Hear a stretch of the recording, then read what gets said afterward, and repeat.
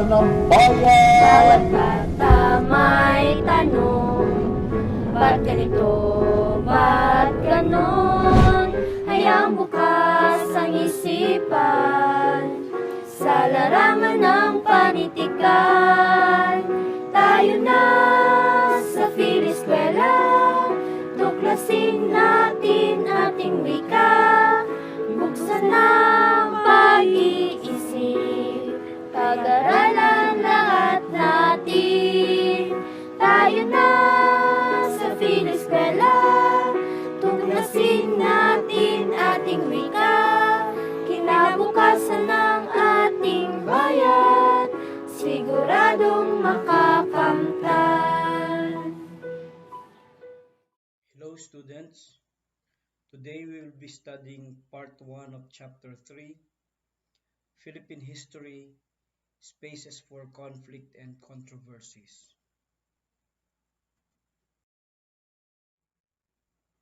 Learning objectives. To interpret events using primary sources. To recognize the multiplicity of interpretation that can be read from a historical text. To identify the advantages and disadvantages of employing critical tools in interpreting historical events through primary sources. To demonstrate ability to argue for or against a particular issue using primary sources. Introduction.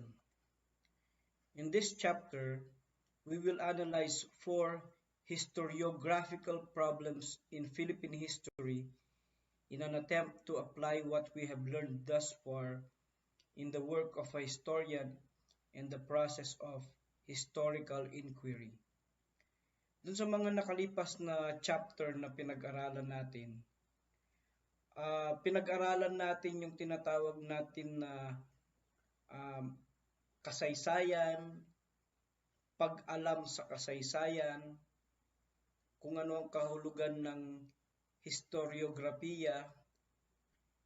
Tapos nag-aral din tayo ng mga tinatawag nating mga metodolohiya o yung mga kagamitan o yung mga tools na ginagamit ng isang mananalaysay sa pag-alam ng kung ano ang totoong nangyari sa nakaraan. Yun yung mga tinatawag natin na mga criticisms, internal criticism, external criticism. And natunghayan natin na hindi pala madali yung trabaho ng isang mananalaysay. Yung mga nakalipas na chapter din, yung ginawa natin na pag-aaral, parang pagtutunghay lang dun sa mga nangyari according to the primary sources na mga pinag-aralan natin.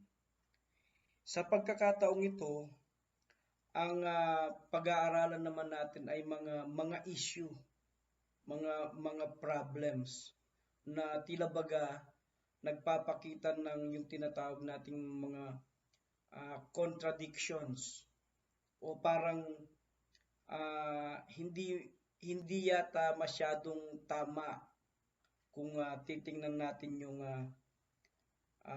ibang tinatawag nating mga ibang primary sources. Hindi nagtutugma-tugma yung mga primary sources tungkol sa isang pangyayari, sa event, sa isang personality. Kasama yan sa pag-alam ng kasaysayan eh. Two key concepts that need to be defined before proceeding to the historical analysis of problems in history are interpretation and multi-perspectivity. So ito daw yung dalawang konsepto na kailangan na malinaw sa atin bago natin sasaliksikin itong mga problemang ito sa kasaysayan. Una yung tinatawag nating interpretation o yung pagbibigay ng kahulugan o yung tinatawag natin na paglilinaw at pagbibigay ng sariling kuro-kuro o pananaw o paniniwala dun sa sinasabi ng primary source at yung tinatawag nating multi-perspectivity. Okay, pagkakaroon ng maraming pagkakahulugan, pagpapaliwanag sa isang marahil ay yung tinatawag natin na pangyayari o isang sangay ng tinatawag natin na kasaysayan.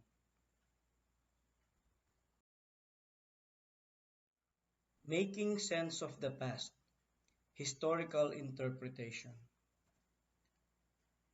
Geoffrey Barclough defines history as the attempt to discover, on the basis of fragmentary evidence, the significant things about the past.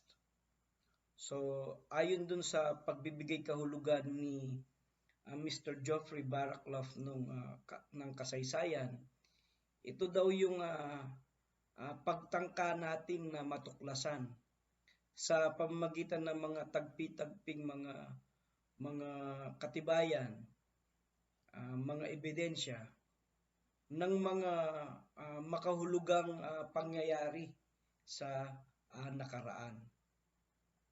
Kasi hindi naman sasabihin ng nakaraan, ito ganito yung mga nangyari. Tayo bilang mga mag-aaral ng kasaysayan o mga mananalaysay, kailangan nating pagdugtungin itong mga tagpi-tagping mga ebidensya na to para mapagdugtong-dugtong natin yung mga pangyayari. Kasi ang inaalam natin dito hindi lang yung kasaysayan kung hindi yung katotohanan, kung ano ba ang talagang nangyari. So ang ganda nung pagbibigay ng kahulugan ni Mr. Geoffrey Barclough ng kasaysayan. He also notes the history we read, though based on facts, is strictly speaking not factual at all, but a series of accepted judgments. So sinasabi din niya yung mga nababasa nating kasaysayan, although base ito sa mga facts, mga talagang nangyari, pero kung tutuusin, hindi naman daw factual itong mga to Kung hindi naayon din yun sa pagtitimbang-timbang, sa paniniwala, sa paghahusga ng isang mananalaysay. Such judgments of historians on how the past should be seen make the foundation of historical interpretation. So, naayon daw yun yung tinatawag natin na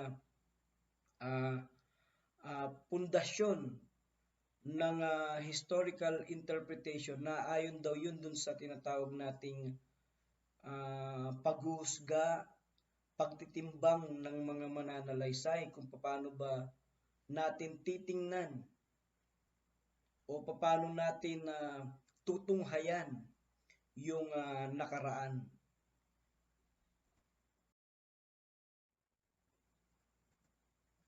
Historians utilize facts collected from primary sources of history and then draw their own reading so that their intended audience may understand the historical event, a process that in essence makes sense of the past. Okay, so yung mga historians, naggagather sila ng mga facts, mga information tungkol sa isang tao, tungkol sa isang pangyayari, tungkol sa isang event. Tapos yung mga facts na yun na nakuha nila, ay bibigyan nila ng pakahulugan nito. Isasalaysay nila dun sa paraan na naintindihan nila, dun sa paraan na pinaniniwalaan nila. Upang sa ganon, yung mga nakikinig o yung mga nagbabasa, okay, o yung mga nag-aaral ng kanilang mga obra ay maintindihan itong mga pangyayaring ito, yung tinatawag nating meron palang katuturan ang nakaraan. Okay, it makes sense. Makes sense of the past. Kasi sasabihin natin, pagka nakaraan, tapos na yan eh. Hindi. Sasabihin ng mananalaysay, pwede tayong matuto sa ating nakaraan. The premise is that not all primary sources are accessible to a general audience. And without the proper training and background, a non-historian interpreting a primary source may do more harm than good. Primary source may even cause misunderstandings sometimes, even resulting in more problems. So, ang sinasabi dito, yung mga primary sources na to, kung sila ay mapapasakamay sa isang tao na hindi talaga niya pinag-aaralan yung tamang pagtimbang sa pag-aaral ng kasaysayan, baka imbis na makatulong pa sa pag-alam natin ng nakaraan, itong mga tinatawag na primary source na to, kung hindi marunong yung mananaliksik ng nakaraan, imbis na mapag-isa tayo bilang mga Pilipino, baka mag-away-away pa tayo. Ano? Imbis na mapatatag yung ating identity bilang mga Pilipino, baka pagmulan pa ito ng gulo. Ano? Kasi alam mo naman sa ating lipunan, merong makakaliwa, merong ganitong grupo. So, kung hindi marunong yung mananalaysay ng mga tinatawag na yung mga tinatawag natin na tools, okay, hindi niya ginagamit ng mahusay, imbis na makatulong yung mga historical events na ito, mga primary sources na to, lalo pang gugulo yung tinatawag nating sitwasyon. Interpretations of the past, therefore, vary according to who reads the primary source, when it was read, and how it was read. Yun yung tinatawag nating konteksto eh. Okay, kailan ito binasa, paano ito binasa, para kanino, bakit niya binabasa ito, ano ang kanyang layunin. Okay, so trabaho yun ng isang mananalaysay eh. Kaya hindi rin biro, dahil kumbaga responsibilidad mo na to give the proper information, dahil kung hindi, kung hindi na ibigay yung tamang impormasyon at yung mga maling impormasyon na yun naging katotohanan eventually, malaki ang magiging problema nun, malaki kumbaga kung tao yun, hindi mo, kung sa isang pangyayari, yung isang tagumpay, it was not credited to the proper person, malaki ang magiging problema nito, As students of history, we must be well equipped to recognize different types of interpretations, why this may differ from each other, and how to critically sift these interpretations through historical evaluation. Okay, bilang mga mag-aaral ng kasaysayan, dapat kargado tayo ng mga tamang pag-aaral, yung mga tinatawag nating mga tools upang sa ganon hindi tayo maloko, hindi tayo malinlang. Okay? Pag sinabing si Emilio Aguinaldo lang ang naging susi para sa ating kasarinlan, okay, in the last part of the 1800s,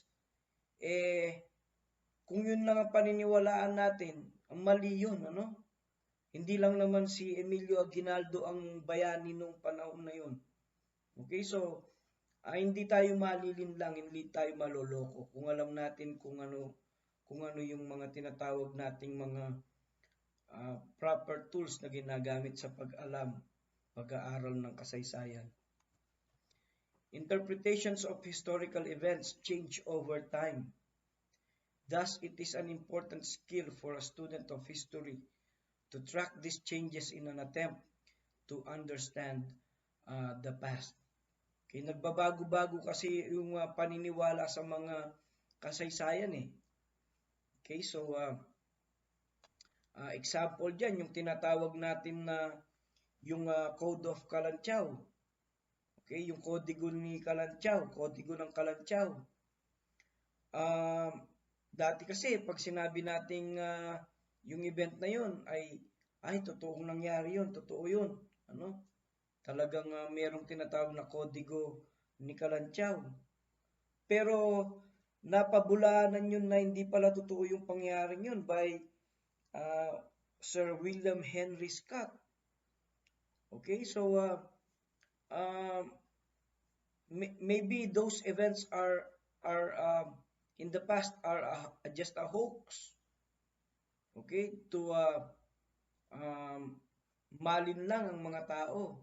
Pero pagka tama yung ating pag-interpret ng kasaysayan, mga pagtamang paggamit ng mga primary source, tamang pagtitimbang-timbang ng mga kuro-kuro, ng mga opinyon, ng mga pag-aaral, malalaman talaga natin kung ano yung tamang nangyari sa nakaraan. Many of the things we accept as true about the past might not be the case anymore. Just because these were taught to us as facts when we were younger does not mean that it is set in stone. History is, after all, a construct, and as a construct, it is open for interpretation. Kaya nga na-rewrite yung mga libro lalo na yung mga historical books. Kasi makikita mo recently mayroong mga pag-aaral na ginagawa yung mga mananalaysay, mananaliksik ng kasaysayan, ay hindi pala talaga ito ang nangyari. Ano? So, kailangan talaga na tayo bilang mga mag-aaral ng kasaysayan, huwag tayong dumepende dun sa nalaman lang natin in the past just because tinuro lang sa atin ito. Okay, sabi nga doon, it is not set in stone. Okay, hindi naman permanente 'yon.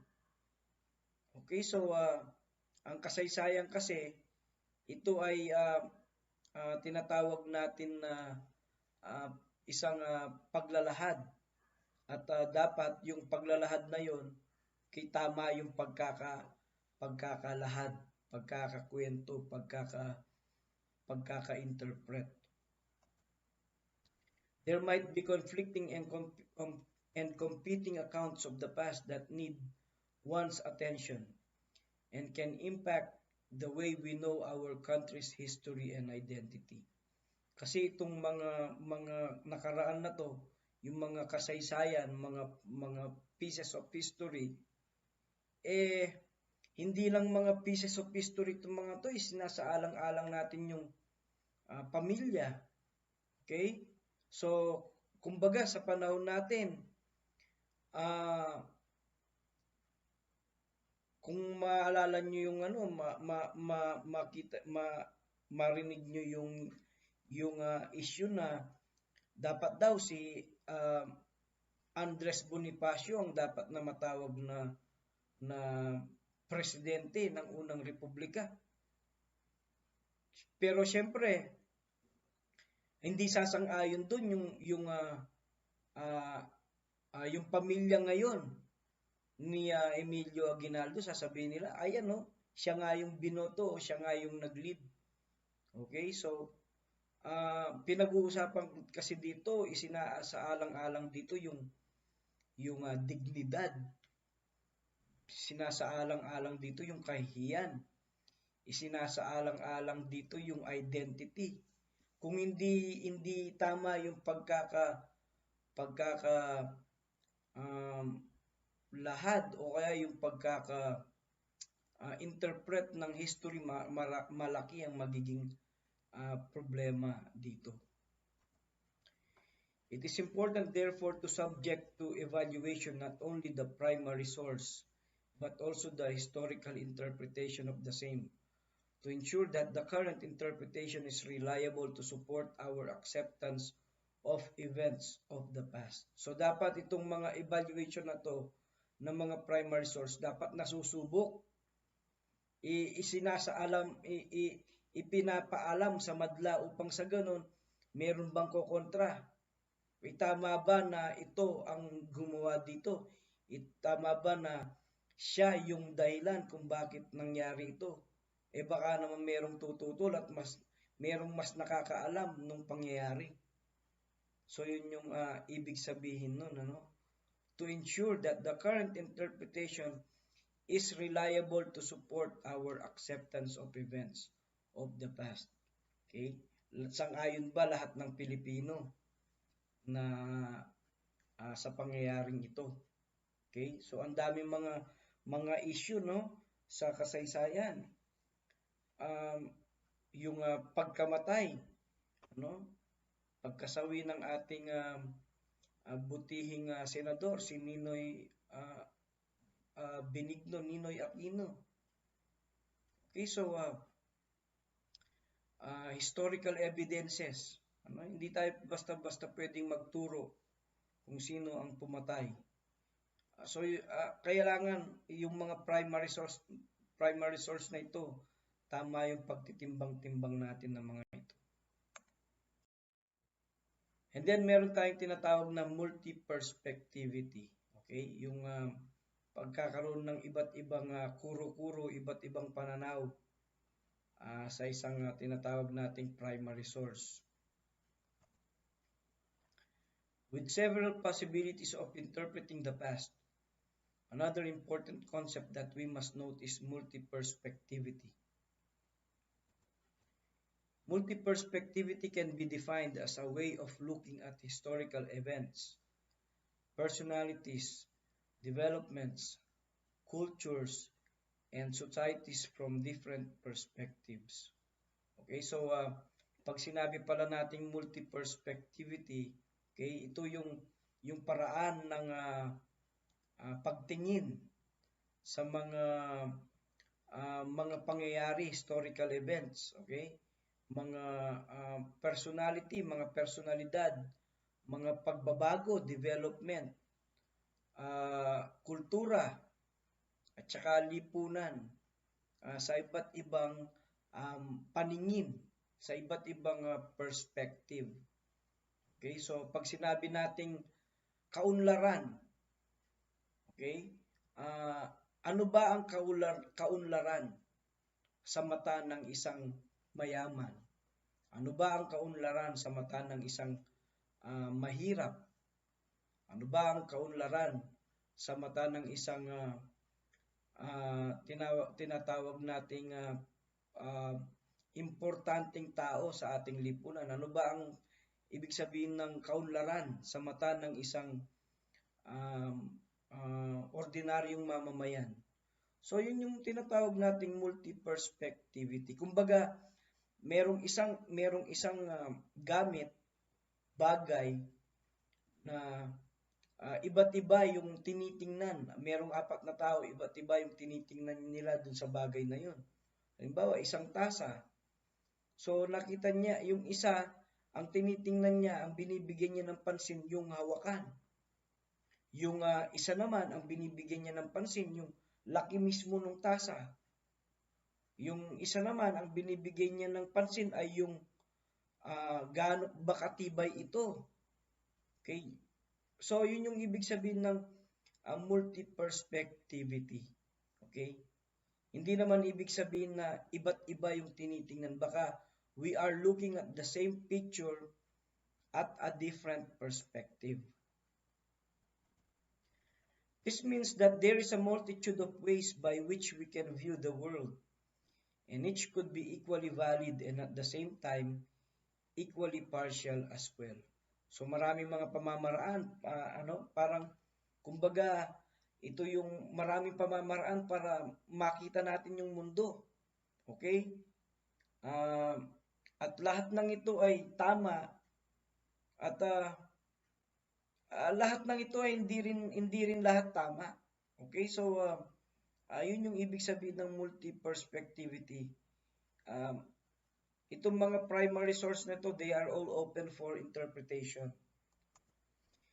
Historical writing is by definition biased, partial, and contains preconceptions. Okay? Minsan kasi may mga makikita kang ganyan ng mga article sa dyaryo o kaya sa online.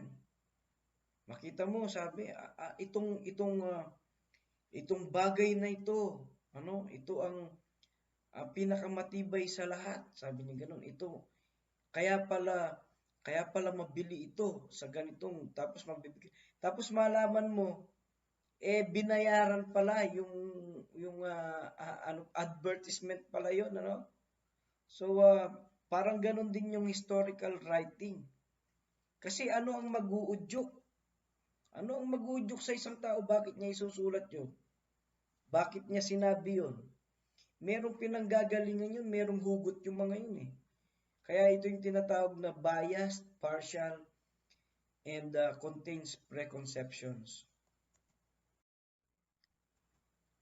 The historian decides on what sources to use, what interpretation to make more apparent, depending on what his end is. Meron kasi mga mananalaysay na ganyan eh. Okay? Pinipili lang nila kung ano yung mga sources na gagamitin. Pero ang tamang pananaw kasi diyan yung dapat nalalaman mo yung lahat ng perspective. Kumbaga sa kwento, hindi lang kwento nung sinaktan ang pinakikinggan mo.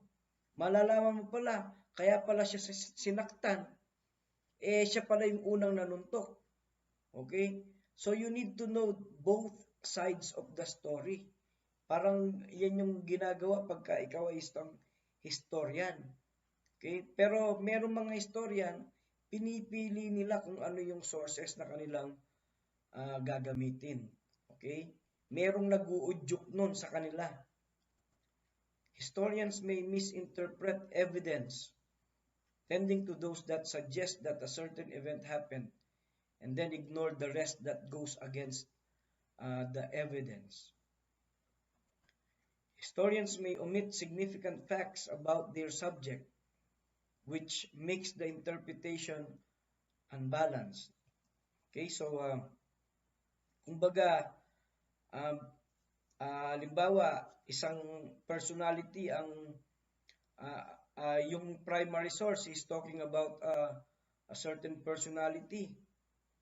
Puro mga papuri ang mga sinasabi niya, puro mga accomplishment. Makita mo, wala na siyang sinasabing hindi maganda.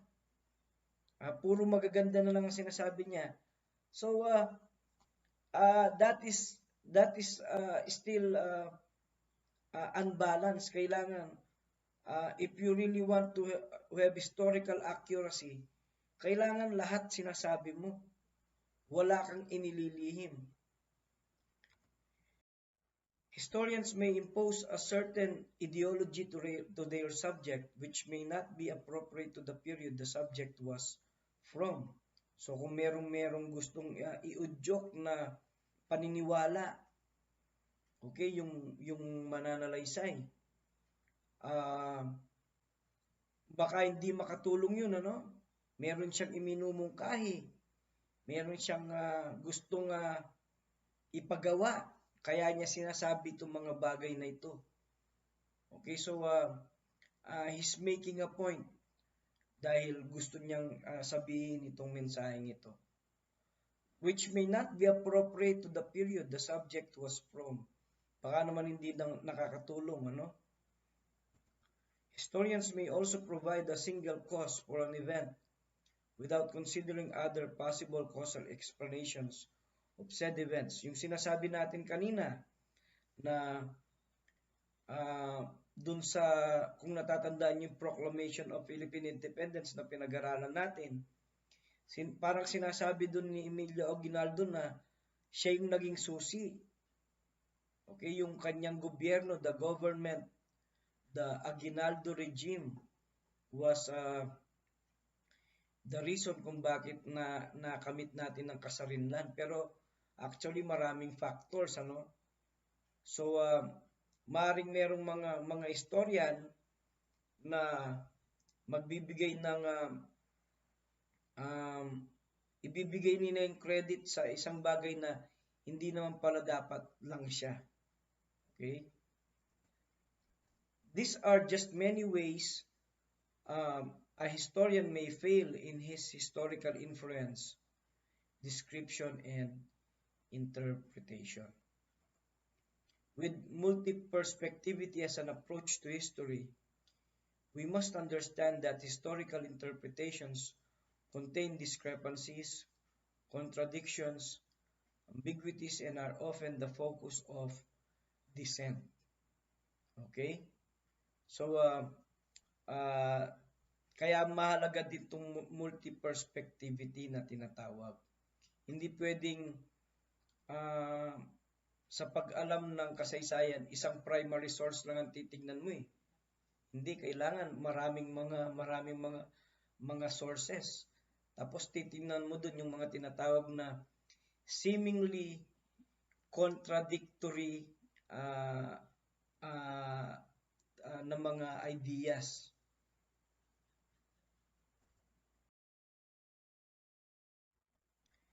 Exploring multiple perspectives in history requires incorporating source materials that reflect different views of an event in history, because singular historical narratives do not provide for space to inquire and investigate. So, para makuha mo yung tinatawag natin na maximum accuracy pagdating sa history, gagamit ka talaga ng maraming mga material. Pero syempre, pagka ganito ang ginawa mo, kaakibat nito ay matrabaho, magastos. It will require you to use a lot of effort, time. Kasi singular historical narratives do not provide for space to inquire and investigate. Kung iisa lang ang kinuhanan mo, kailangan maraming mga... Kaya pagka historian ka talaga, ano ka eh, investigator ka eh. Different kinds of sources also provide historical truths.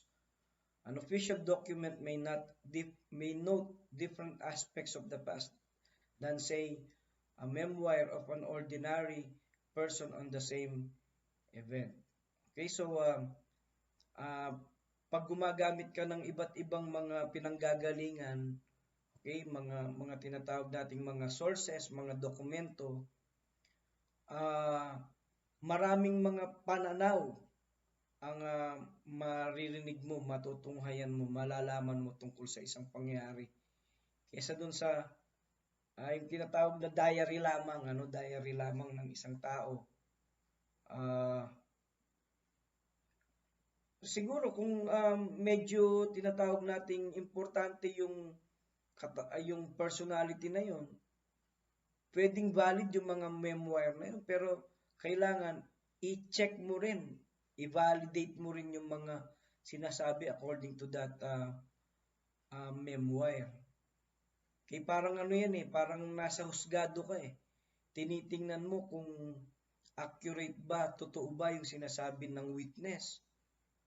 Okay? So, kung meron pang isa pang witness na contradicting doon sa sinasabi ng isa pang witness, malaki ang problema nun, ano? Malaki ang problema nun. O kaya, baka naman yung sinasabi ng isang witness, hindi pala sumasang-ayon sa katotohanan, nagsisinungaling lang pala siya.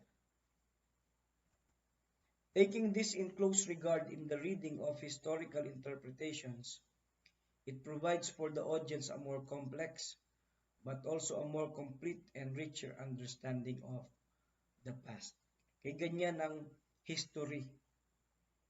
Talagang complex, mahirap, maraming isinasaalang-alang. Pero pag ginawa mo yun, mas kumpleto at maiintindihan mo kung ano ang nakaraan. Case study number 1. Where did the first Catholic Mass take place?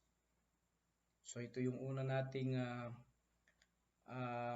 titingnan na yung tinatawag nating historiographical problem. Saan nga ba naganap yung pinakaunang misa dito sa Pilipinas? The popularity of knowing where the firsts happened in history has been an easy way to trivialize history.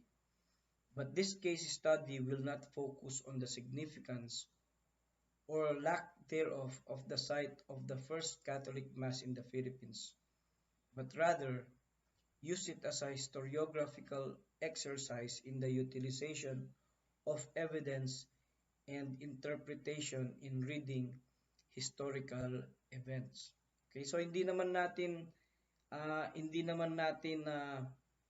questionin dito yung kahalagahan ng lugar kung saan naidaos ang unang misa dito sa Pilipinas. Pero ang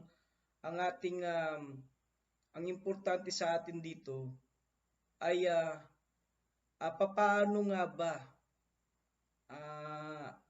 sino ba ang nagsabi na yung lugar na yun ang unang pinagdausan ng misa. Kasi importante sa atin yun, yung pag-aaral ng mga unang misa, unang presidenteng babae ng Pilipinas. Okay, sa Amerika, yung tinatawag nating the first black American president. Okay, so and the United States is yet to have their first woman president. So yung mga first na yan, yung mga una, napakahalaga na yan. Napakahalaga niyan sa ating pag-aaral ng tinatawag natin ng kasaysayan. So hindi naman natin questionin dito yung kahalagaan ng lugar ng unang misa. Ang gusto lang nating malaman dito, kung totoo bang doon, okay? Sino ba ang nagsabi? Ano bang mga primary source ang ginamit natin para masabi natin na doon talaga nangyari yung unang misa na yun? Okay, so Butuan has long been believed as the site of the first Mass. In fact, this has been the case for 3 centuries, culminating in the erection of a monument in 1872 near Agusan River, which commemorates the expedition's arrival and celebration of Mass on the 8th of April, 1521. The Butuan claim has been based on a rather elementary reading of primary sources from the past. So kung titingnan mo, marami mga libro na nagsasabing Butuan. Okay, so ganun lang sinasabi. Butuan is the site of the first Mass. No questions asked. Walang tinatawag na disputing this fact. Pero bilang mga estudyante ng kasaysayan, kailangan alamin natin kung totoo ba ito. Talaga bang sa butuan yung unang pagdaraos ng unang misa dito sa Pilipinas? Okay, so hindi po pwedeng masatisfy tayo dun sa nabasa lang natin sa ating uh, textbook, history book nung tayo ay elementary. Kailangan alamin natin first hand o kaya alamin natin sa ating sariling pananaliksik, sa ating sariling pag-aaral. Ano ba yung mga primary source na mga ginamit para pagbasehan na masasabi nilang sa butuan nga nangyari yung unang misa. Toward the end of the 19th century and the start of the 20th century, together with the increasing scholarship on the history of the Philippines, more nuanced reading of the available evidence was made, which brought to light more considerations in going against the more accepted interpretation of the first Mass in the Philippines, made both by Spanish and Filipino scholars. So kumbaga, nakagisnan na ng mga tao ito yung tinatawag natin na pagkaka-declare na sa butuan yung unang misa sa Pilipinas. Pero sabi, sa pagtatapos daw ng ika-19 na siglo at sa pagsisimula ng 20th century, tapos sa pagdami ng mga tinatawag na mga mananalaysay, binalikan nila itong event na ito. At kumbaga tinimbang-timbang ng mga mananalaysay, okay, the investigators of history. Chinyek nila kung accurate ba talaga ito. Okay? It must be noted that there are only two primary sources that historians refer to in identifying the site of the first Mass. So itong dalawang pangunahing pinanggagalingan, okay? Itong dalawang pangunahing dokumento. Sino mang historian ang yung tanungin, itong dalawang primary source na ito ang kanilang sasabihin kung nais nating tukuyin yung lugar kung saan naidaos ang unang misa. Una, one is the log kept by Francisco Albo, a pilot of one of Magellan's ship, Trinidad. Okay, so si Francisco Albo, yung kumbaga piloto driver nung isang bangka ni Magellan, yung bangkang Trinidad. Isa siya dun sa mga 18, okay, out of 270 or 240 survivors. 18, isa siya dun sa mga 18 na nag-survive na bumalik dun sa Espanya para mag-report sa hari. Yung leader kasi nilang bumalik, si Sebastian Elcano. Okay, so ganun din actually si Pigafetta. The other and the more complete was the account by Antonio Pigafetta, Primo Viaggio Intorno al Mondo. Ewan ko kung tama yung pagkakabigkas ko, no? Pigafetta, like Albo, was a member of the Magellan expedition and an eyewitness of the events, particularly of the first Mass. Okay, so yung mga paglalahad ng dalawang ito, okay, yung according to the diary ni Francisco Albo at saka yung mga panulat, yung mga sinulat ni Antonio Pigafetta. Okay, so yung unang primary source ay yung Albo's log.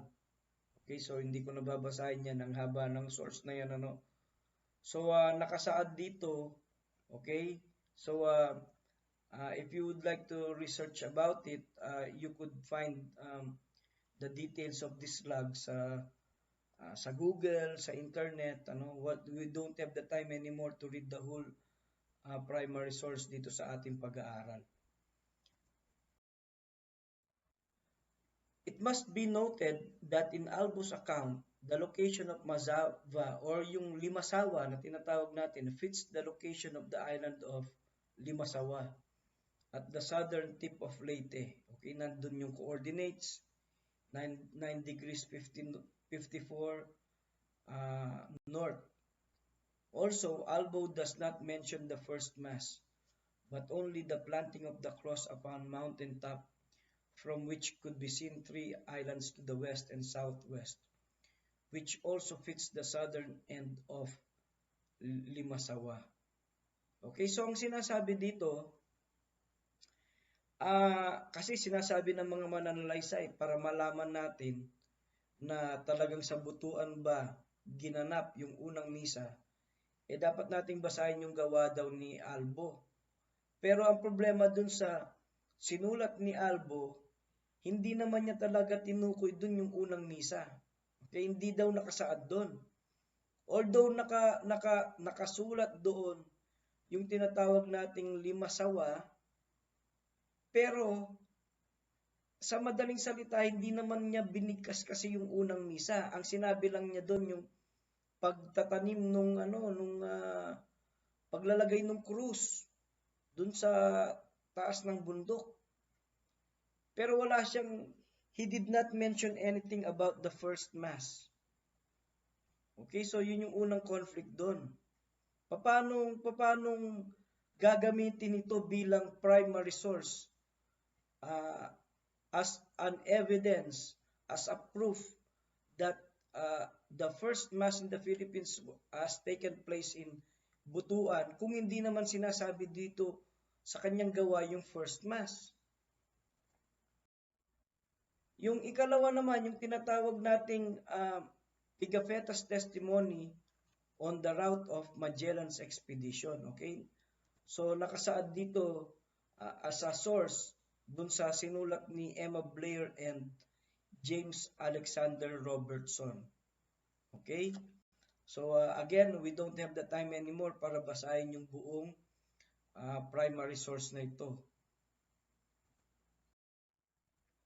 It must be pointed out that both Albo and Pigafetta's testimonies coincide and corroborate each other. Pigafetta gave more details on what they did during their week-long stay at Mazawa. So, yung sinabi naman daw ni Albo at saka yung sinabi ni Pigafetta, nagtutugma naman daw. Okay? So yun yung maganda doon, no? Merong pagtutugma. Accurate naman yung sinabi nilang dalawa, hindi naman nagko-conflict. Okay? Having been on the same boat, having been on the same route, on the same expedition, hindi naman daw nagkakaiba-iba yung sinasabi ng dalawa. Nagtutugma naman. Kaya lang yung sinabi ni Pigafetta, mas detalyado, lalong-lalo na dun sa pag-i-stay nila dun sa tinatawag nating Masawa or sa Limasawa. So yung third primary source naman ay yung pag-i-stay daw ni Pigafetta sa Mazawa. Pigafetta and 7 days in Mazawa. So yun pa rin yung source na ginamit, Emma Blair and James Alexander Robertson, the Philippine Islands. Binanggit ito ni Miguel A. Bernard dun sa kanyang libro, Butuan or Limasawa, The Site of the First Mass in the Philippines, a Re-Examination of Evidence. Using the primary sources available, Jesuit priest Miguel A. Bernard, in his work Butuan or Limasawa, Re-Examination of Evidence, lays down the argument that in the Pigafetta account, a crucial aspect of Butuan was not mentioned, the river. Okay, so ang sinasabi dito ni Miguel Bernard, okay, ng paring si Miguel Bernard, merong kulang dun sa sinasabi ni Pigafetta. kung talaga nga naman na sa butuan nangyari, bakit hindi sinasabi ni Pigafetta yung tungkol dun sa ilog dun sa butuan? Kasi pag sinabi mong butuan, it is a riverine settlement, talagang tabing ilog, situated on the Agusan River. The beach of Masao is in the delta of said river.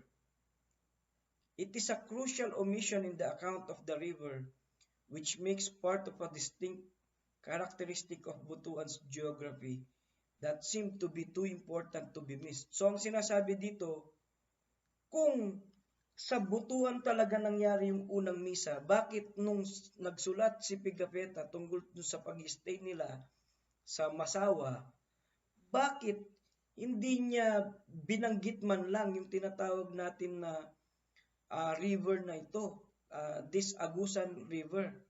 Dahil kung dinidescribe niya yung geography ng Butuan, hindi pwedeng hindi niya i-describe, hindi pwedeng hindi niya rin sabihin yung tungkol dun sa ilog na yon.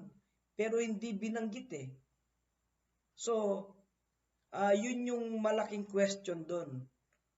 Kung talaga bang sa Butuan nangyari, kasi hindi sinabi ni Pigafetta yung tungkol dun sa ilog. Kung sanang nabanggit, talagang ang sa Butuan nangyari.